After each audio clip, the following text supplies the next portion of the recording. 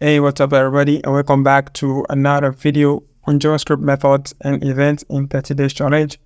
Today we are going to start looking at the Object.create method.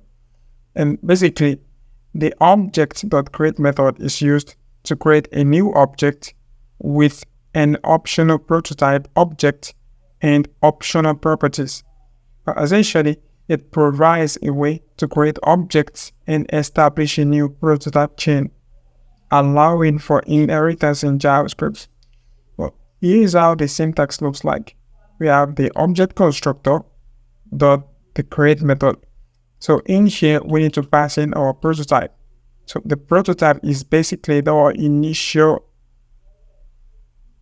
object that we want to use as the prototype. And then the second parameter is optional. But this is going to be an object that is going to divide the additional properties that will be added to our newly created object. So before we actually move on, this is an object that I've already created.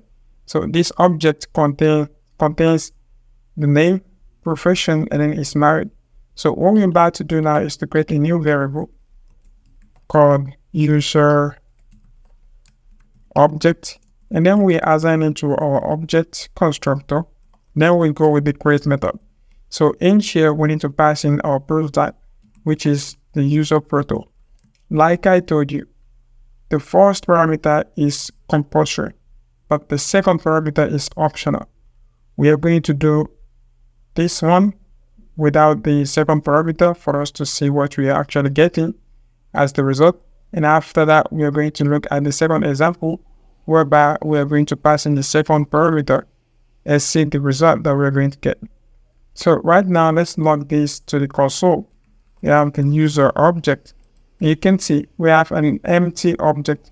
But essentially, we have inherited some properties from our user prototype object, whereby if we want to access any value from this object, all we have to do is to just chain it like this, dot, and whatever value that we want to get in return.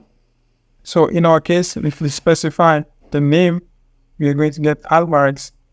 So let me duplicate this and change this one around. Let's say I want to access the profession. So what are you saying? We're saying developer. So basically, we have inherited some properties from our user prototype object through the use of the Object.create method. Life is great. So now that we've seen the first example, let's try and see the second example for us to solidify our understanding. Just below this level, I'm going to create a variable called user object2. And now we assign it to our object constructor, and then we use the create method. So in here, we need to specify our user prototype, just like that. And then the second parameter, like I told you, it is going to be an object.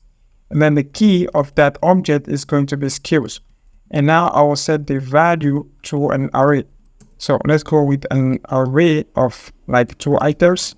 I'll go with developer, and at the same time, I'll go with designer, just like that.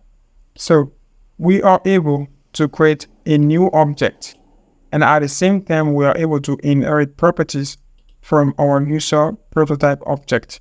So for us to actually see that, let's log this item to the console and try to access the user object too. And now we'll go with the name. As you can see, we have inherited some properties from our user prototype object. Life is great. So what if you want to access the newly created object? Of course, we can actually do that as well. So let's go with console.log. And now we'll go with user objects too. And now we'll go with the skills. Now we can see we have developer and designer. Life is great. So basically, this is how the Object.create method works. It enables us to create new objects, and at the same time, it enables us to inherit property from our prototype object, which makes it very, very dynamic for us to manipulate our object anyhow we want. So basically, this is how the Object.create method works. I hope you've learned something from this video. If you do, make sure that you stay updated, make sure that you subscribe, and never miss a day. So guys, with that being said, I'll see you in our next video.